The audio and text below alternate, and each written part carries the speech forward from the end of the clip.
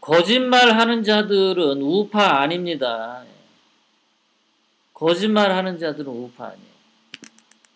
자, 박근혜 대통령님 일기 여러분들에게 말씀드리겠습니다.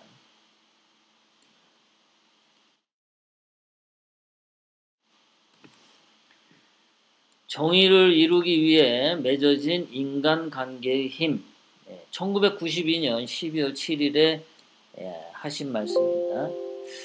우리가 태극기를 들고 길거리로 나왔죠. 대한민국의 정의를 이루기 위해 나왔죠. 대한민국의 진실을 이루기 위해 나왔습니다. 저는 대한민국에 정말 필요한 게 뭐냐 하면은 거짓과 진실이냐 이 이야기를 참 많이 했으면 좋겠는데 말이죠. 제가 여러분들에게 그 자유한국당에 이번에 뭐 당 대표로 나온다는 사람 중에 한 사람에 대해서 얘기를 하겠습니다. 실명을 거론하면 또 무슨 소금 맞은 미꾸라지처럼 팔딱팔딱 뛰는 인간들이 있어서 제 실명은 거론하지 않겠습니다. 자, 이 사람이 그 종편에 출연을 해서 엊그저께인가 며칠 전인가 종편에 출연해서 자한당 당 대표에 출마하십니까? 그러니까 그렇습니다. 뭐 여러 가지 좋은 말들 참 많이 했는데요. 그 중에 하나 그 사회자가 이렇게 질문했습니다. 그 당신이 그 생각하는 정치적인 목표가 뭐냐 이렇게 얘기했어요. 당신이 당 대표가 돼서 어떠한 정치적인 목표를 가지고 해나갈 거냐라고 했습니다. 그랬더니 그 사람이 이렇게 대답을 하는 거예요. 김무성이가 어쩌고저쩌고 김병준이가 어쩌고저쩌고 그 사람들은 보수 우파의 가치가 없는 것 같다. 나는 그래서 보수 우파의 가치를 세우겠다. 대답이 그거였어요. 제가 좀 실망했죠. 보수 우파의 가치가 구체적으로 뭐냐를 설명을 해야 되는데 당신의 정치적인 목표가 뭡니까?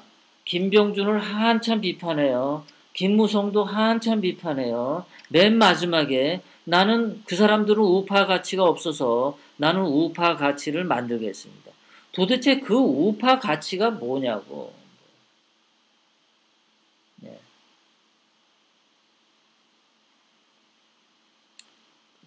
그런 일이. 우리가 진실을 추구하는 것이 정말 중요한데 말이죠. 대한민국에서 지금 현재 보면은 조금 전에 이상한 애가 왜 우파끼리 싸우냐 그러는데 저는 분명하게 얘기했습니다. 거짓말하는 자들은 우파 아니다. 양아치다. 양아치.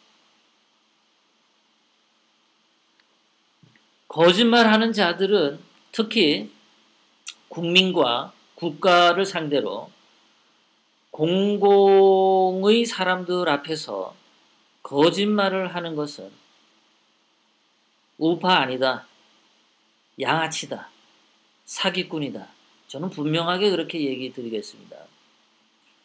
이 우파라고 하면서도 이 태극기를 들었다고 하면서도 거짓말을 대중에게 공공의 장소에서 할 때는 쓰레기입니다. 저는 그렇게 생각합니다. 자, 정의를 이루기 위해서 맺어진 인간관계의 힘. 자, 박근혜 대통령님이 뭐라고 말씀하시는지 보겠습니다. 친인척은 핏줄로 연결되어 있다. 피는 물보다 진하다는 말도 있듯이 그러한 연결은 강한 인연이지만 그 친인척의 혈연도 배신 등으로 인해 끊어질 수 있는 법이다. 그 혈연 관계에서도 배신이 일어나는 경우를 우리는 자주 보죠. 자, 계속해서 박근혜 대통령 말씀하십니다. 우리나라 역사를 보더라도 왕이 되기 위해 조카를 살해한 자도 있지 않았던가. 그렇죠. 수양대군 이야기하는 것 같죠. 그러나 핏줄 못지않게 때로는 더 강하게 진정으로 인간과 인간 사이를 이어주는 것이 있으니 그것은 정의에 입각하여 그것을 이루고자 뭉친 사람들의 유대이다. 네, 그렇죠. 핏줄을 떠나서 근데 우리가 말이죠. 예, 근대 사회, 예, 자유민주주의 사회가 되면은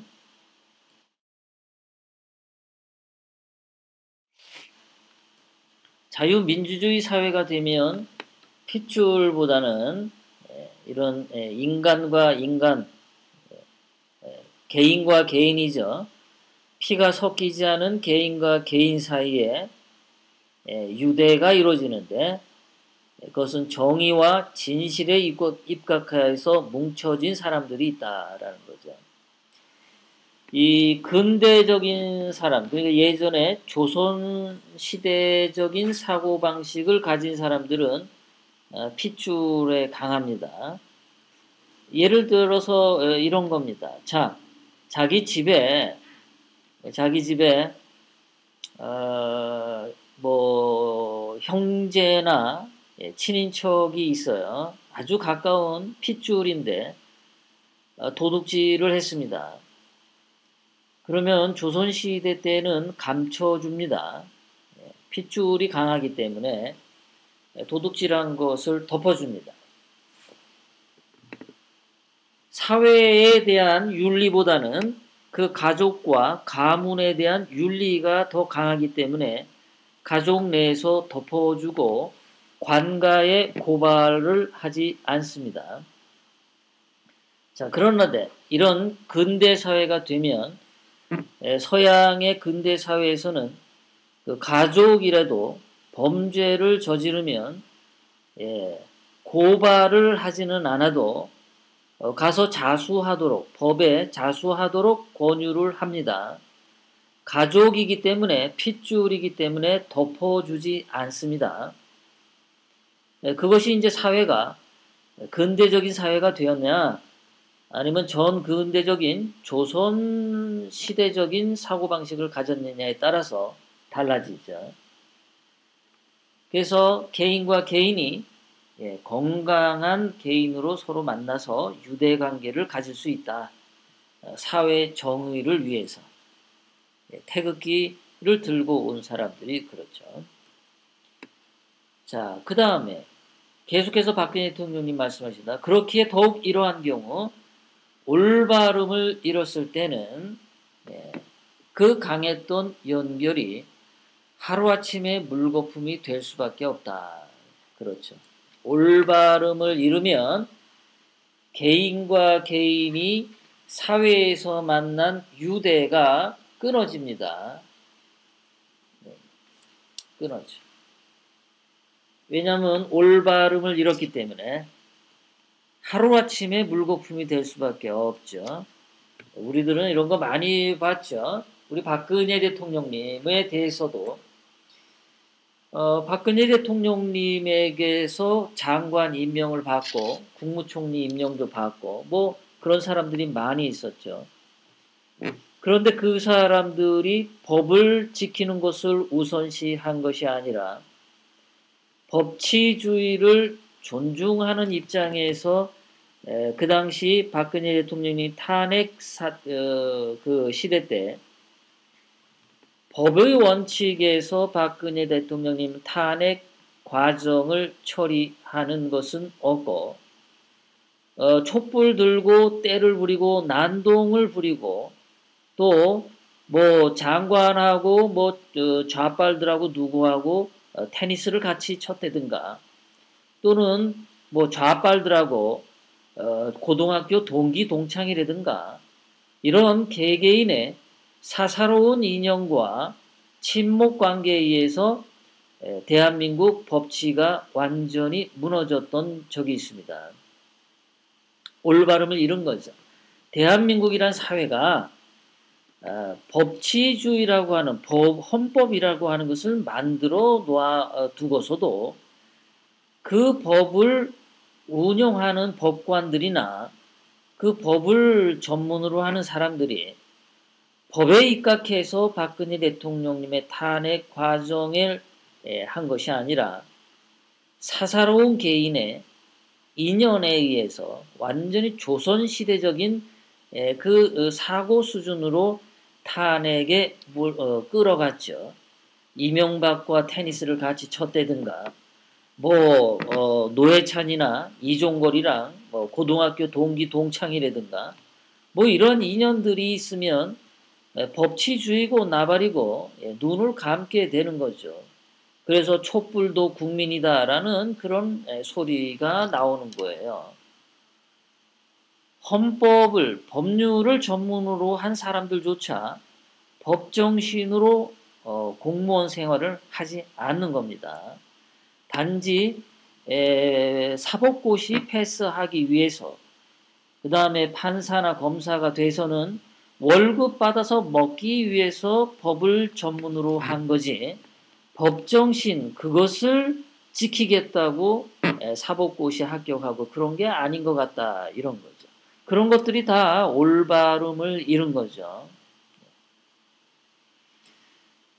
그런데 그러한 법치주의를 지키겠다, 진실을 지키겠다 이런 것들이 없는 거예요.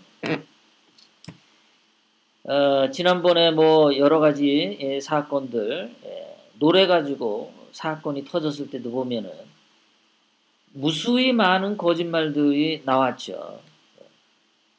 거짓말을 그렇게 많이 하는데도 거기에 빌붙어 가지고 유튜브로 돈 벌고 하려는 사람들이 거기에 가서 줄을 서는 겁니다. 올바름을 다 저버린 거죠. 저는요, 거짓을 추종하고 거짓말하는 사람과 함께 어울리는 것은 우파 아니라고 생각합니다. 그런 사람들이 나중에 무슨 정권을 잡아봐요. 무슨 사회가 되겠습니까? 거짓말로 살아왔는데 그 자들이 권력을 쥐우면 그때는 진실하게 할 것 같습니까? 예? 원래 생겨먹은 본성이 거짓인데 그들이 더 큰 권력을 쥐면 이 대한민국이 더 거짓으로 되겠죠. 대한민국은 정말 올바름을 지키는 사람들이 없죠. 종교인은 종교인대로 그 신앙에 그 십계명에 나와 있지 않습니까? 거짓 증언을 하지 말라. 그 거짓 증언을 하지 말라고 하는데도 그 목사라는 사람이 거짓말 방송에서 스패너를 하고 있어요. 이해를 못해요. 그런 거. 언론인은 올바른 사실 보도를 하는 것이 언론인의 정신인데 언론인들이 객관적인 사실 보도를 하지 않죠. 하지 않아요. 지령을 받아서 보도하는 경우가 많고 거짓, 조작, 선동을 더 많이 보도를 하죠. 올바름을 어겼죠. 법관들 올바름 어긴 것 마찬가지고 대학교 교수들도 어떻게 해서 국회의원 공천 하나 받아볼까 그런 거에 더 강하죠. 진리, 학문, 탐구 이런 거는 개나 주죠. 유명한 카이스트 교수가 경제 분야에서는 굉장히 똑똑한 것 같은데 박근혜 대통령님이 이론 한 장도 안 받고 깨끗하고 그런 분이 감옥에 가면 붕괴해야 하는데 그런 박근혜 대통령님에 대해서 굉장히 무능하다라고 얘기하고 있어요. 올바름을 갖지 못한 자들이 그렇게 얘기를 하는 거죠. 자, 계속해서 박근혜 대통령님 말씀하십니다. 아무리 한쪽에서 그 올바름을 지켜도 그 상대방 다른 쪽의 그릇됨과 배신으로 관계가 끊어질 수 있다. 그렇죠. 그렇습니다. 여러분들이 마귀를 봤으니까 그 사례가 될 겁니다. 한쪽에서 스스로 떨어져 나간 것이다. 그러나 가만히 생각해 보면 그런 인간관계란 비록 한때의 마음에 상처를 주기는 해도 차라리 잘된 일이 아닐까 싶다. 그런 우정은 더 지속할 가치가 없기에 그런 인간은 더 접할 의미가 없기에. 뭔가 우리 박근혜 대통령님 일기는 26년 전, 27년 전 일기인데 미리 지금의 모든 사태들을 예견하고 말씀하시는 듯한 느낌을 줍니다. 다른 사람을 다스리는 사람은 먼저 자신의 주인이 되어야 한다는 말이 있는데 자신의 주인이 되어야 한다. 여러분들 굉장히 중요한 겁니다. 자신의 주인이 되어야 합니다. 자신의 주인이 된다는 게 뭐냐? 나는 나다 라고 말을 할 수 있는 사람이어야 됩니다. 나는 나다. 나야 나. 나라고 자기의 주인이 되어야 합니다. 다른 사람의 종이 되면 안 됩니다. 홍준표의 종이 돼서 노예가 되어서 홍준표가 무슨 말만 하면 빨아제끼는 거 그런 거 하지 말라. 또 자한당의 김아무개 얘기하면 또 생발광하는 인간들이 있어요. 그 이름은 말 안 하겠습니다. 앞으로 정치인들 이름 말 안 하겠습니다. 잘 해보라고 하세요. 저는 정치 안 하겠습니다. 그런 자기 자신의 주인이 돼야 되는데 대한민국은 이 선거 때만 오면요. 전부 개돼지가 돼. 개돼지가. 그렇게 빨아주면 뭐 한 자리 준다고 하나요? 왜 그런지 저는 이해를 못 하겠어요. 박근혜 대통령님은 자신의 주인이 되어야 한다. 자신의 주인. 돈이 주인이 되면 안 된다. 출세가 주인이 되면 안 된다. 높은 완장 차는 것이 자기의 주인이 되면 안 된다. 홍준표가 주인이 되면 안 된다. 이명박이 주인이 되면 안 된다. 누군가 사람이 조원진이 주인이 되면 안 된다. 김진태도 주인이 되면 안 된다. 인간은 자기 자신의 주인이 되어야지 남의 종이 되어서는 안 됩니다. 특히 하나님을 믿는 사람들은 자신이 자신의 주인이 되는 것을 하나님은 원하십니다. 하나님은 어떠한 인간도 남의 종이나 노예가 되는 것을 결단코 허락하지 않으시는 분이에요. 남의 종 노릇을 하는 사람들이 너무 많아요. 대한민국의 비극은 그냥 누구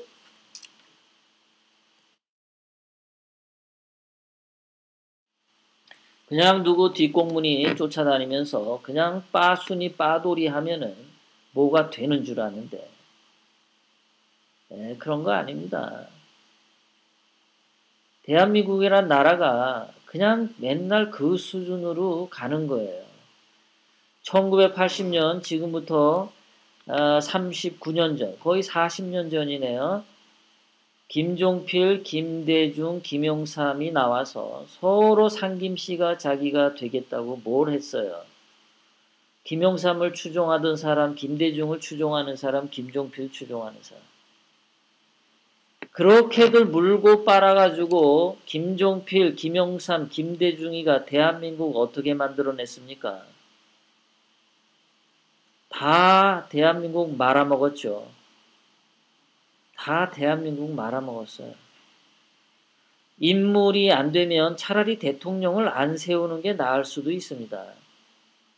그런데 지금 버젓이 박근혜 대통령님께서 임기가 살아있는데 대통령 되겠다고 하는 인간들은 배신자입니다. 역적입니다. 박근혜 대통령님은 굉장히 중요한 말씀을 하셨어요. 자신의 주인이 되어야 한다. 제 방송을 들으시는 여러분들은 다 여러분은 여러분의 주인이 되어야 합니다. 여러분들은 저 LA에 종이 될 필요가 전혀 없어요. 여러분들은 누구의 종이 되어서도 안 됩니다. 여러분들은 자신이 자신의 주인이 되어야 합니다. 여러분의 자유와 여러분의 개인적인 판단과 결정으로 여러분들은 모든 것을 하셔야 돼요. 누구 빠가 되면 정말 안 되는 거죠. 자, 박근혜 대통령님이 계속해서 말씀하시죠. 자신의 주인이 되어야 한다라는 것은 자신을 다스릴 수 있는 사람이 곧 세상을 다스릴 수 있는 사람이라는 뜻이다. 자기 마음도 다스리지 못하는 사람은 세상을 다스릴 수 없죠. 자기 마음을 다스릴 능력이 있는 사람이 무엇인들 못 다스리겠는가? 자기는 자존심이 강하다고 자랑하며 작은 일에 콧대를 세우던 사람이 부정한 짓을 저지른 경우를 본다. 진정한 자존심이란 바르게 사는 사람만이 가졌다고 할 수 있다. 그렇습니다. 진정한 자존심이란 자기가 자신의 주인인 사람, 그리고 그러한 마음으로 바르게 사는 사람이다. 그런 걸로 박근혜 대통령이 말씀하셨습니다.